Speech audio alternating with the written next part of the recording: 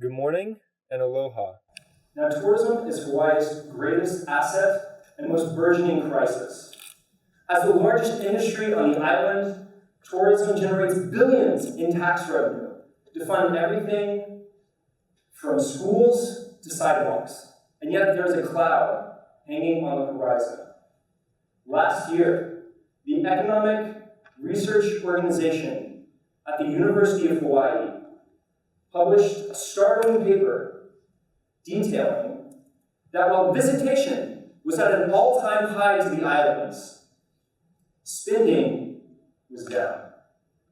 In fact, after adjusting for inflation, real visitor spending per resident peaked in 1989 and has since been on a 30-year decline from about 18,000 in 1989 to about 12,000 in 2017. The inevitable conclusion is that, quote, Hawaii will need to attract more and more tourists just to maintain the same economic benefits of tourism.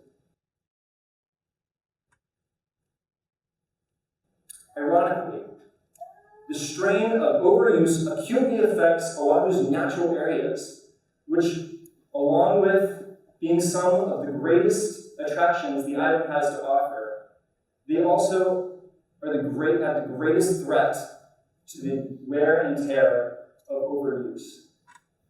We can rebuild a hotel much easier than we can a native forest or a coral reef. These trends could be correlated with a number of indicators, but for our purposes today, we're just going to focus on one of them: changing tourist preferences. For one, hiking and other adventure-related activities have overtaken golf as the preferred tourist activity over the last 20 years, as reported by the Skift Travel Advisory Group. The after effects of the Great Recession, combined with the convenience of Google Maps and the adventure posts of Instagram, are making the outside of Waikiki accessible like never before. If you don't believe me, just go ahead and talk to any local who's lived here for the past 10 years about the explosion of popularity with North Shore locations such as Crouching Lion or Turtle Beach. These activities, such as hiking, snorkeling, sailing, or waiting in traffic for 20 minutes to maybe see a turtle, all fall under the much larger category of ecotourism, or, quote, responsible travel to natural areas that conserves the environment, one, two, sustains the well-being of local peoples, and three, involves interpretation and education of staff and guests alike. As defined by the International Ecotourism Society, and as tourism continues to increase in popularity both locally and as well as across the globe, we have an incredible opportunity to re-engineer our tourism economy so that it serves not only the visitors, but also local communities and the natural resources that we profit from every day together. Now understand that ecotourism was actually originally invented to solve one of conservation's greatest paradoxes.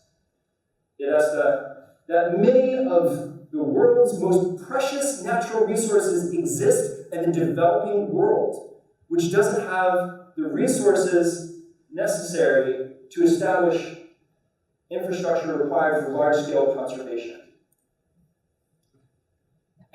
Enter ecotourism,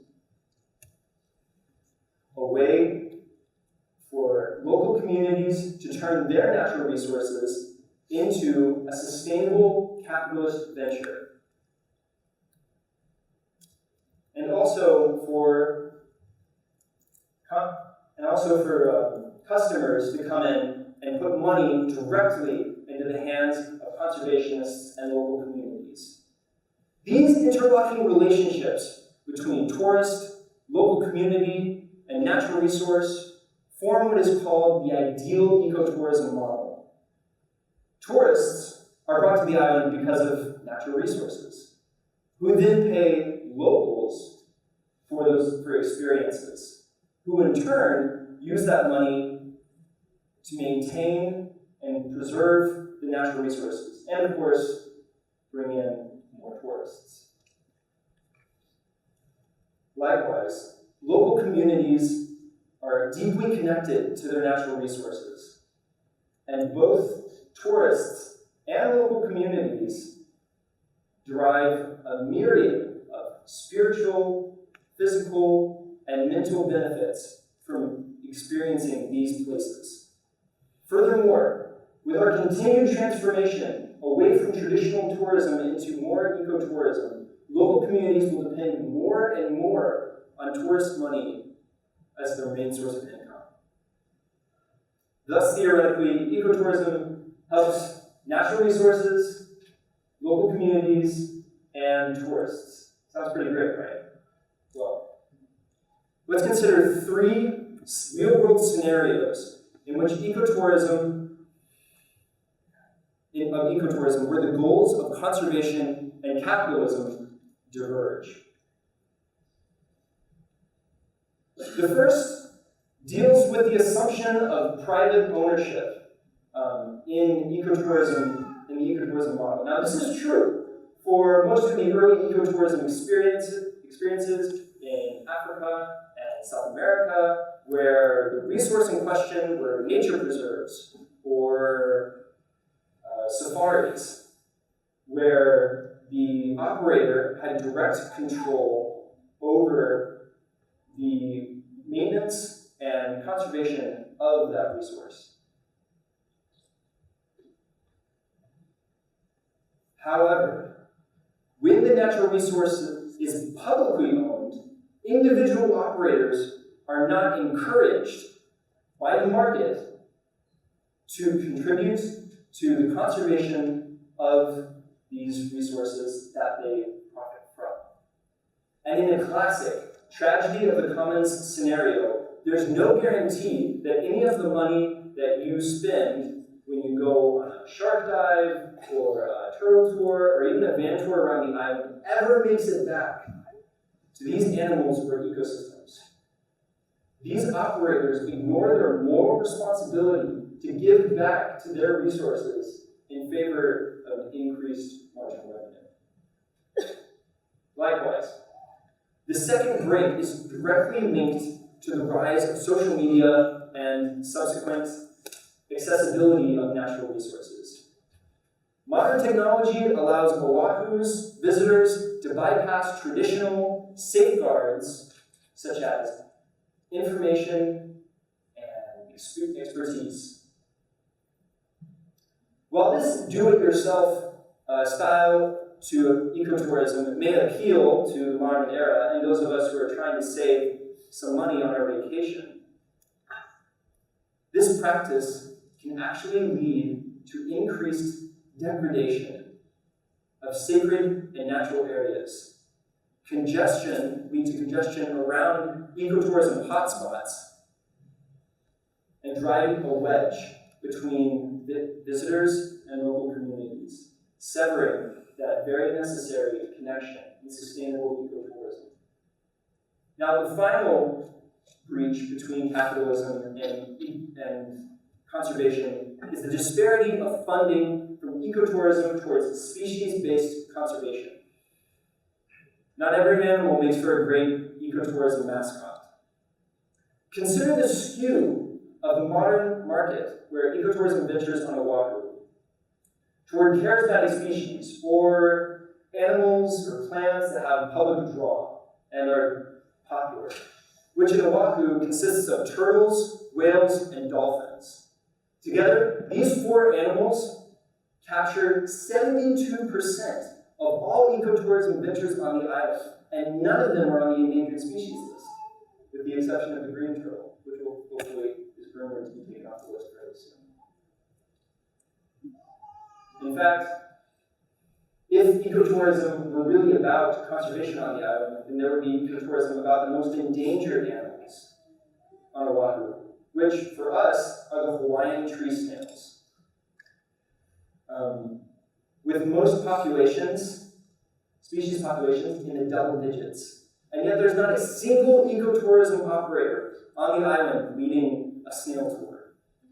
So, therefore, all the money that is potentially being spent on conservation is going towards is diverted away from the animals and the plants that need it most.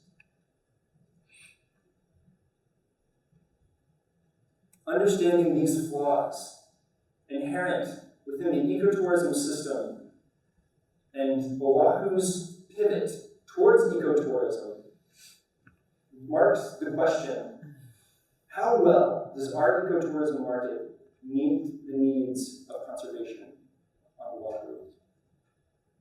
And that became the center of our research. We asked not just how is it now, but how can it be improved? In order to answer this question, we conducted a comprehensive review of Oahu's ecotourism sector via a two-pronged approach.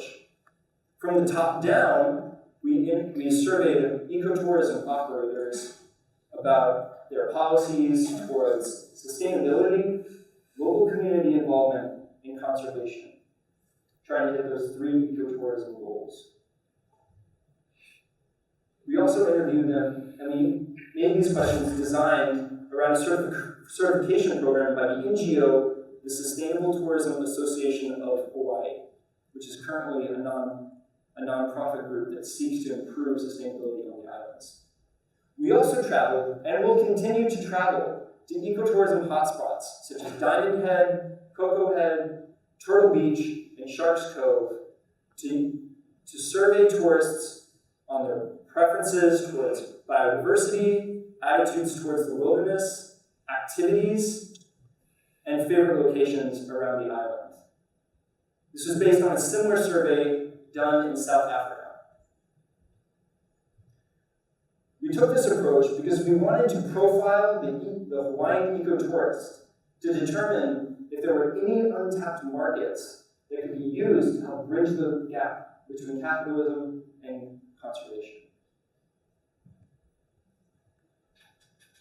To see if there were any areas where less charismatic species and biodiversity on the island could be made into a sustainable ecotourism venture.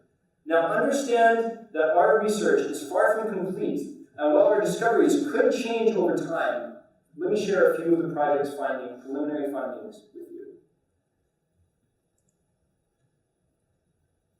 The first concerns the disconnect between tourists and operators about Hawaii's sustainable certification program. 52% of tourists responded to our survey that it was extremely important that ecotourism operators and be sustainably certified, while only 4% stated that certification was not important. Ecotourists are realizing the need for responsibility and accountability in Hawaii's ecotourism practices. However, on Oahu, there are only 7 certified ecotourism operators compared to the 60 plus running today. One explanation for such a disparity and low turnout is that most ecotourism operators who are not certified and could easily be certified with a few moderate changes said they had never heard of the certification program. This lack of knowledge around the certification program highlights the need for sustainability advocates to approach and engage with individual operators and the state of Hawaii to promote sustainable certification to all persons who qualify. Now, looking into the operator data, one consequence of this lack of certification is that while most operators are locally owned and locally employed, that the organizations are not held to any standard of conservation or sustainability besides basic requirements. Money is coming into the system, it's staying in local communities, but as far as we can tell, it's not going back out into the resources. The mean number of volunteer hours from surveyed ecotourism operators in the last year was 190. But don't get too excited, because the median was 20. And about half of them said they hadn't contributed anything. And less than half of them actually contribute anything towards conservation, be it cash, direct action, volunteer, or lobbying power to the conservation of the species or ecosystems they profit from. Lack of regulation in Hawaii has created a tragedy of the commons with public resources, and if not contained, could lead to a complete collapse of these markets and the ecosystems they profit from. We also found that there's a hierarchy of biodiversity preferences shared across demographics. Surveyors were asked to rate different biodiversity groups based on a 5-point scale. Now, the first two weren't any surprise to us. Landscapes finished easily first at about 4.71.